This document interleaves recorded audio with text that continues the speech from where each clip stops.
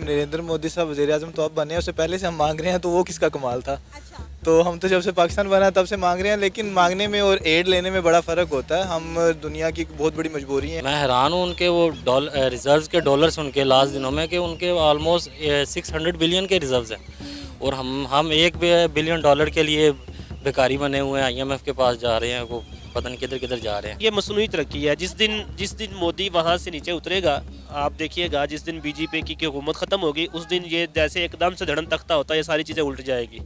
वो जो उनकी चीज़ें हैं वो मसनूई है, वो कोई परमानेंट नहीं है। मुझे नहीं लगता कि अगर नरेंद्र मोदी साहब ने ये बात बयान की है तो सिर्फ अपने बीजेपी को खुश करने के लिए, जो उनका सैफरन एजेंडा है उसको कंप्लीट करने के लिए, वरना पाकिस्तान के साथ अगर उन्होंने हेकड़ी निकालनी है तो फिर कश्मीर में दो दो हाथ कर लेते हैं। आते क्यों नहीं है उस तरफ।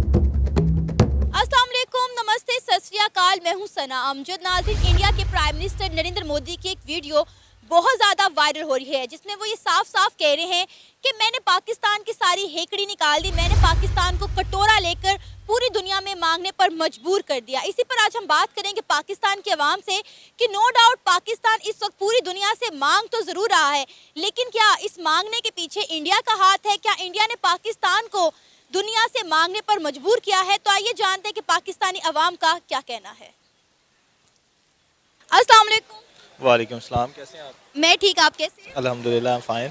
अच्छा, इंडिया के प्राइम मिनिस्टर नरेंद्र मोदी की ना एक वीडियो बहुत ज़्यादा वायरल हो रही है, जिसमें उन्होंने कहा है कि जी मैंने पाकिस्तान की सारी हेकड़ी निकाल दी, पाकिस्तान को कटोरा लेकर पूरी दुनिया में मांगने पर मजबूर कर दिया। तो आप उनकी स्टेटमेंट पर क्या राय रखते हैं? तो मैं राय ये रखता हूँ कि नरेंद्र मोदी साहब वज़ीर आज़म तो अब बने, उससे पहले से हम मांग रहे हैं, तो वो किसका कमाल था। अच्छा। तो हम तो जब से पाकिस्तान बना तब से मांग रहे हैं, लेकिन मांगने में और एड लेने में बड़ा फ़र्क होता है। हम दुनिया की बहुत बड़ी मजबूरी है, हमारी स्ट्रेटेजिक लोकेशन ऐसी जगह पे है जहाँ अगर हम लोगों को उनकी एड के बदले उनके साथ ताउन ना करें तो अमेरिका कभी भी अफ़गानिस्तान में अपने जो उनका पर्पस था वो पूरा कंप्लीट नहीं कर सकता था।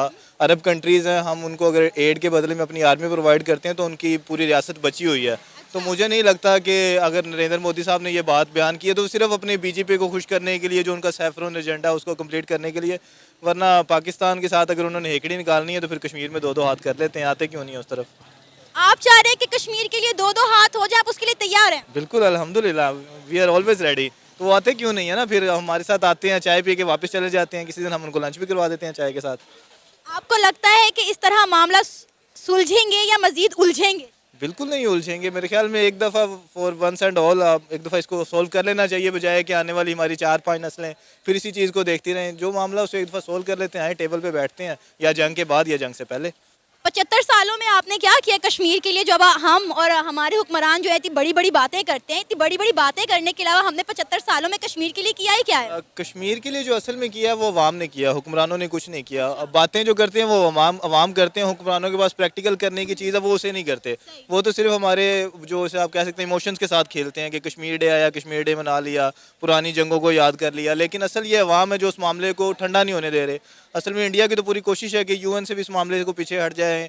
1971 में जो हमने उनके साथ शिमला मुआहदा किया था, उसके बाद से वो था कि बाईलैटरल हो गया, लेकिन हम भी ये सिर्फ अवाम का प्रेशर है कि UN में उसको जिंदा रखा हुआ है, अदरवाइज तो हुक्मरान कब के बेच चुके हैं उसको। नरेंद्र मोदी की ये बात तो ठीक है कि हम कटोरा लेके पूरी दुनिया से मांग रहे हैं, इसमें से आप इनकार नहीं कर सकते। अभी भी आप देख लें कि हमने जो है IMF की चीफ को इन्वाइट किया अपनी कॉन्फ्रेंस में कि आप आएँ, ताकि हमें सैलाब ज़दगान इलाकों के लिए एड मिल सके, हमें फ़ंड्स मिल सके, और हम उसमें कामयाब हो गए हैं। आप देखिए हमें कितने फ़ंड्स मिले हैं। तो बिल्कुल फंड्स मिले, लेकिन उसमें नरेंद्र मोदी साहब का कमाल तो ये था कि वो हमारे पास फंड्स आने से रोक देते। IMF को कहते कि आप इन्हें क्यों पैसे दे रहे हैं, फिर तो उनका कमाल होता। जब उन्होंने कुछ किया ही नहीं बल्कि पानी आया, उसकी वजह से हमारे पास तो ज़्यादा पैसे आ गए। हम इंशाल्लाह बेहतर तरीके में उन इलाकों को दोबारा से बिल्ड करेंगे और अच्छे रोड्स बनेंगे, मोटरवेज बनेंगी, वहाँ पे उन पैसों से फिर नरेंद्र साहब देखेंगे ये मैंने गलती से पानी छोड़ दिया तो नहीं छोड़ना चाहिए था। वाह, क्या सोच है! आप जैसी सोच हर पाकिस्तानी की हो तो पाकिस्तान तो फिर कहाँ से कहाँ पहुँच जाए। ऑप्टिमिज्म होनी चाहिए इंसान के अंदर, पेसिमिज्म खुद से बैठ के रोते रहे। अगर आपको कभी भी एक चीज़ की हमेशा याद रखनी चाहिए कि अपने दुश्मन को अपने ऊपर हंसने की, आपने एस्थेटिक सेंस नहीं देने की, उसे खुशी हो कि यार देखो मेरी वजह से रो रहा है। गम आया तो फेस करें, ज़िंदगी पड़ी है अभी, पूरी क़यामत तक देखते हैं क्या होता है हमारे साथ। इंडिया के साथ कब तक दुश्मनी निभानी है? दुश्मनी हमारी इंडिया के साथ नहीं है, हमारी आइडियोलॉजी के साथ है। वो चाहे दुनिया के किसी भी इलाके में हो, जहाँ पे वो किसी भी मजलूम के साथ, चाहे वो मुस्लिम है, चाहे वो बुद्धिस्ट है, चाहे क्रिश्चियन है, कहीं भी जुल्म हो रहा हो तो हम उसके खिलाफ आवाज़ उठाएंगे। अब फ़लस्तीन हमसे कितनी दूर है, वहाँ हमारी इसराइल के साथ बॉर्डर तो नहीं लगता, क्यों दुश्मनी है हमारी उसके साथ? इसी वजह से है। तो हमारी दुश्मनी किसी कंट्री के साथ नहीं है, एक आइडियोलॉजी के साथ है। वो जहाँ भी होगी हम उसके सामने खड़े होंगे इंशाल्लाह। आपका नाम? नईम शहजाद। सर, नरेंद्र मोदी की एक वीडियो बहुत ज़्यादा वायरल हो रही है जिसमें वो कहते हुए दिखाई दे रहे हैं कि मैंने पाकिस्तान की सारी हेकड़ी निकाल दी और उसे कटोरा लेकर पूरी दुनिया में मांगने पर मजबूर कर दिया। क्या कहेंगे आप नरेंद्र मोदी की स्टेटमेंट पर? एक्चुअली मांग तो हम रहे हैं, इसमें कोई शक नहीं है, लेकिन ये उनकी वजह से नहीं है, हमारे अपने ही करतूत ऐसे हैं पिछले 75 सालों में। अच्छा। इनमें 2-3 वजूहत हो सकती हैं। एक तो हमारे में पॉलिटिकल स्टेबिलिटी नहीं है हमारे मुल्क में, दूसरा ये है कि किसी को काम करने नहीं दिया जा रहा, तीसरा ये जो मेन इशू है वो हमारे में करप्शन का है। तो ये 2-3 वजूहत हैं जो मिलके हम आज जोली जोली दर फैलाए दर बदर फिर रहे हैं। हर मुल्क से हम कर्जे मांग रहे हैं, कोई हमें कर्जे दे रहा है और कोई हमें इनकार कर रहा है। सारे इनकार कर रहे हैं, दे तो कोई भी नहीं रहा। नहीं, अभी मिले हैं ना, हमें इतना सारा कर्जा मिला है सैलाब ज़दगान के इलाकों की। वो तो इमदाद है। अच्छा। हाँ जी, वो तो सपोर्ट है, तो कर्जा शर्जा तो खैर अभी पाकिस्तान वहीं पे खड़ा है, उसका रिस्क प्रीमियम वहीं पे है, तो अभी बहुत सा काम करना है, इंशाल्लाह हो फॉर द बेस्ट। सर, कटोरा लेके जब आप मांगने निकलते हैं तो आपको फंड, ज़कात जो है खैरात ही मिलती है, कर्जा तो नहीं मिलता ना? सारा कुछ ही मिलता है खैर, अगर मांगने वाला बंदा हो तो सारा कुछ ही दे देते हैं वो। तो एक्चुअली बेसिकली अपनी इज़्ज़त गंवाने वाली बात है, और हमने अपनी इज़्ज़त गंवा दी है। अब हमारे हमसाये जो भी हैं हम यही बातें करेंगे कि जी मांगने निकले हुए हैं, मांगने निकले हुए हैं। तो हम मांगने पे आ चुके हैं, तो वो यही कहेंगे। आपको पता है कि पाकिस्तान को जो है इंटरनेशनल भिखारी का नाम दिया जाता है, और मेरा ख्याल है ये शर्म से डूब मरने की मुकाम है कि हम जो है अपने आप को एक खुददार कौम कहते हैं और हमें इंटरनेशनल लेवल पर जो है वो एक इंटरनेशनल भिखारी के नाम से जाना जाता है। वाकई ये लम्हा फ़िक्रिया है हमारे लिए, ये हमारी सारी आवाम के लिए लम्हा फ़िक्रिया है कि हम जिन लोगों को अपने ऊपर मुसल्लत करते हैं, क्या वाकई वो हमारा हक़ अदा कर रहे हैं कि नहीं हक़ अदा कर रहे। तो इंशाल्लाह बाकी हमें उम्मीद रखनी चाहिए कि कुछ अल्लाह की तरफ से कोई गैबी मदद आएगी, कुछ हमारे हालात मुल्क की बेहतर होंगे, कुछ पॉलिटिकल स्टेबिलिटी आएगी, तो इंशाल्लाह हो फॉर द बेस्ट। अच्छा, इसमें सब में इंडिया का कितना अमल दखल है? आपको क्या लगता है कि इसमें इंडिया का कितना किरदार है? इंडिया पाकिस्तान की इकोनॉमिक सिचुएशन में इंडिया का तो हाथ थोड़ा बहुत मैं कहूँगा है। अच्छा। क्योंकि हमारा मोस्टली हाफ जो बॉर्डर है वो इंडिया के साथ है, तो बॉर्डर की जो सिचुएशन है वो हमेशा से हमारी ऐसी रही है कि इंडिया के साथ मतलब फ्रेंडशिप हालात तो रही नहीं है। तो हमारा बजट का मोस्टली 20% हिस्सा जो है ना वो आर्मी की तरफ जाता है, और आर्मी में मोस्टली वो इसी बॉर्डर पे लगता है। तो एक बेसिकली ऐसे हालात हैं, अगर मुल्क में स्टेबिलिटी है, सरहदों पे भी स्टेबिलिटी है, आपकी अमन व अमान है, तो फिर मुल्क भी तरक्की करते हैं। तो फिर हमें इंडिया के साथ हाथ मिला लेना चाहिए ना, ताकि हमें इतना बड़ा अपना बजट का हिस्सा डिफेंस पर लगाना ही ना पड़े, ना इंडिया को ना पाकिस्तान को। नहीं, जो बेटर सेंस है वो प्रिवेल करनी चाहिए। एक्चुअली यही ज़्यादा लोग तो यही कहते हैं कि हमें इंडिया के साथ एज आ रिलेशन, फ्रेंडशिप रिलेशन रखने चाहिए, तो जिससे तिजारत भी हो, अमन व अमान भी हो, बॉर्डर पे राहदारी भी हो। तो ये अब पता नहीं हाई लेवल पे क्या गेमें चलती हैं इनकी। इंडिया देखे ना, हमारा हमसाया मुल्क है, हमारे साथ आज़ाद हुआ, कहाँ से कहाँ पहुँच गया, और हम जो है इंटरनेशनल भिखारी बन गए। मैं हैरान हूँ उनके वो रिजर्व्स के डॉलर्स उनके लास्ट दिनों में, कि उनके ऑलमोस्ट 600 बिलियन के रिजर्व्स हैं, और हम $1 बिलियन के लिए भिखारी बने हुए हैं, IMF के पास जा रहे हैं, वो पता नहीं किधर किधर जा रहे हैं। तो सर, हमने अपना और अपने मुल्क का बेड़ा गर्क खुद किया है ना, हम इस सब के जिम्मेदार खुद हैं, हम इसका जिम्मेदार किसी को नहीं ठहरा सकते। नहीं, ये अपने करतूत ही हैं। हाँ। सारों अपने करतूत हैं कि 75 साल में हमने मुल्क को सीधी डगर पे चलाया ही नहीं है।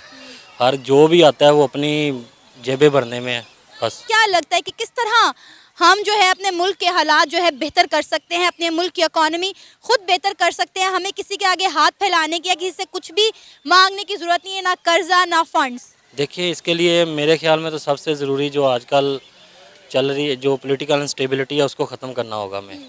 जो भी फाइनेंशियल कोई पॉलिसीज़ बनती हैं उनको ना एक लंबे अरसे के लिए फॉलो करना चाहिए, कोई मिनिमम 10 सालों के लिए। ये नहीं है कि कोई बंदा आया उसने 2-3 सालों के लिए अपनी वो एक डगर पे चलता है तो वो चलने ही लगता है तो उसे उतार दिया जाता है या उसकी वो क्या कहते हैं खींच लिया जाता है उसको इक़्तिदार से। तो स्टेबिलिटी और लंबे अरसे के लिए किसी एक अप्रोच को लेके, और दूसरा ये है कि किसी कंसेंसस होना चाहिए इस फाइनेंशियल इकोनॉमिक पॉलिसीज़ पे ना। सारी पार्टीज़ का, सारे मुल्क का जो भी फैसला करने वाले हैं उनका कंसेंसस होना चाहिए कि अगर पॉलिटिकल अनस्टेबिलिटी आती भी है, कुछ पॉलिसीज़ ऐसी हैं जो कि कैरी करनी चाहिए, चाहे जो भी आए, चाहे आर्मी आए, चाहे इमरान खान आए, चाहे जो भी पॉलिटिकल पार्टी आए। तो आपका नाम? फ़खर अब्बास। सर, नरेंद्र मोदी की, जो कि इंडिया के प्राइम मिनिस्टर हैं, उनकी एक वीडियो बहुत ज़्यादा वायरल हो रही है जिसमें वो ये कहते हुए दिखाई दे रहे हैं कि हमने पाकिस्तान की हेकड़ी निकाल दी, हमने पाकिस्तान को कटोरा लेकर पूरी दुनिया में मांगने पर मजबूर कर दिया। क्या कहेंगे आप उनकी स्टेटमेंट पर? उनकी मेरे ख्याल से ये जो स्टेटमेंट है, ये अल्फाज का जो चुनाव है, ये एक कम ज़र्फ़ इंसान जो होता है वो ऐसे अल्फाज का चुनाव करता है जो अंदर से खोखला होता है। अच्छा। और दूसरी बात ये है कि कोई बात तभी कर सकता है जब इंसान उसको मौका देता है। बिल्कुल। तो ये हमारे जो हुक्मरान हैं, मेरे ख्याल से उनकी कोताहियों की सज़ा जो है इन अल्फाज में हमें मिल रही है। एक तो हम उसकी बात को माने नहीं रखते, ना उसकी बात की कोई वैल्यू है, ना ही मोदी का कोई इतना कैलिबर है कि हम उसको यहाँ पे डिस्कस करें। अच्छा। तो मोदी जो है वो मेरे तो ख्याल से ऐसा इंसान ही नहीं है कि उसने अपने मुल्क में जिस वक्त उसके हालात हैं, मीडिया उसके कंट्रोल में है, चीज़ें सारी उसने दरम बरम कर रखी हैं मसनूई तरीके से। जहाँ जैसे पाकिस्तान में इसहाक डार ने डॉलर को कंट्रोल किया हुआ था, उसने भी वहाँ पे मसनूई तरीके से चीज़ों को कंट्रोल किया हुआ है। तो चलिए, जो मर्जी कर रहे हैं, इंडिया को तो तरक्की के दहानों पर लेकर जा रहा है ना। नहीं, ये मसनूई तरक्की है। जिस दिन मोदी वहाँ से नीचे उतरेगा, आप देखिएगा, जिस दिन बीजेपी की हुकूमत ख़त्म होगी, उस दिन ये जैसे एकदम से धड़न तख्ता होता है, ये सारी चीज़ें उल्ट जाएगी।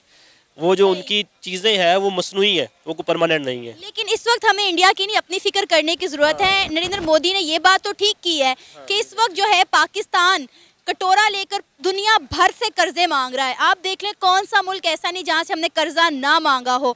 तो क्या इस बात को भी झुठलाएंगे आप? नहीं, इस बात को मैं नहीं झुटलाऊंगा। इसमें दो चीज़ें हैं जो बेटर करती हैं। एक तो हमारे हुक्मरान हैं, दूसरा हम खुद हैं, आप हैं, मैं हूँ, ये आपके जो कैमरा मैन हैं, जितने लोग यहाँ पे बैठे हैं।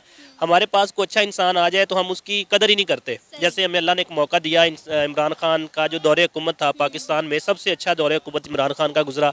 आप उसकी देख लें, ग्रोथ रेट देख लें, 6 पे था, चीज़ें सारी स्टेबल हो रही थी, मुल्क तरक्की की राह पे गामजन था। लेकिन उस वक्त हमारे सबसे बड़ा जो बिकाऊ मीडिया है, उसने इतना बड़ा गंदा रोल प्ले किया कि इस वक्त आप देख लें, कोई महंगाई की बात नहीं करता। उस वक्त जगह जगह महंगाई के चर्चे थे, लोग रोटियाँ आटे का जाकर भाव पूछते थे, चीज़ों का भाव पूछते थे। आज जो मुल्क के हालात हैं, आज इस पे कोई बात ही नहीं करता। तो क्या आप इसका जिम्मेदार जो है इंडिया को ठहराते हैं कि हमें दुनिया भर से मांगने पर मजबूर इंडिया ने किया? नहीं नहीं नहीं, ऐसी कोई बात नहीं। इंडिया का इसमें कोई रोल नहीं है, इसमें हमारा अपना रोल है, बिल्कुल। हमारे लोगों का रोल है, हमारे सियासतदानों का रोल है, हमारी आवाम, हम सबको इस्लाह की ज़रूरत है। हम सब लोगों को अपने आप को ठीक करना चाहिए। सही। तो मुझे ये बताएं कि आपने बात की कि नरेंद्र मोदी एक मसनूई तरक्की करवा रहा है इंडिया को, तो ये मसनूई तरक्की कैसे होती है? हम क्यों नहीं कर रहे ये मसनूई तरक्की? हमने की थी ना। अच्छा। उस मसनूई तरक्की का खमियाजा भुगत रहे। अब नवाज शरीफ के दौर में की थी हमने मसनूई अच्छा। तरक्की, तो उसका खमियाजा अभी भुगता जा रहा है। जब आप डॉलर को मसनूई तरीके से कंट्रोल करेंगे, जब आप कुछ लोगों को जो ऊपर बैठे हैं उनको नवाज देंगे, नीचे ग्राउंड रियलिटीज़ पे आपका कुछ नहीं होगा, और आप गरीब आवाम के लिए कुछ नहीं कर रहे होंगे, आपके जो तालीम के ऊपर कोई बजट नहीं लग रहा होगा, सेहत के ऊपर कोई बजट नहीं लग रहा होगा, और सिर्फ मसनूई तरीके से आप मीडिया को कंट्रोल करके वो चीज़ें दिखाएं जो आपकी फेवर में और जो गवर्नमेंट को सपोर्ट करें, तो ये मसनूई तरीके से ये आप चीज़ों को मेंटेन कर रहे होते हैं। जबकि हकीकत ये होती है कि जब आप हर बंदे के पास जाएं और ग्रास रूट लेवल पे भी आप चीज़ों को देखें। हज़रत उमर के दौर में कहते हैं कि वो एक कुत्ता भी मर जाए तो वो कहते थे कि उसमें मेरा कसूर है। यहाँ पे आप देखें कि आज आटा लेने के लिए लोग दरबदर हैं। तो ये वो चीज़ें हैं जो हमें देखनी पड़ेंगी, ग्रास रूट लेवल पे आके लोगों को देखना पड़ेगा। हमारे हुक्मरानों को, निचले तबके को जो है वो सहूलियात देनी पड़ेंगी। ये था हमारा आज का प्रोग्राम। आपने जानी पाकिस्तानी अवाम की राय इंडिया के प्राइम मिनिस्टर नरेंद्र मोदी की स्टेटमेंट पर। उम्मीद है आपको आज का हमारा ये प्रोग्राम पसंद आया होगा। आप भी अपनी राय का इजहार कर सकते हैं नीचे दिए गए कमेंट सेक्शन में। इसी के साथ मुझे इजाज़त दें, पर जाने से पहले हमारे चैनल को सब्सक्राइब करें, वीडियो को लाइक करें और शेयर करें। अल्लाह हाफिज़।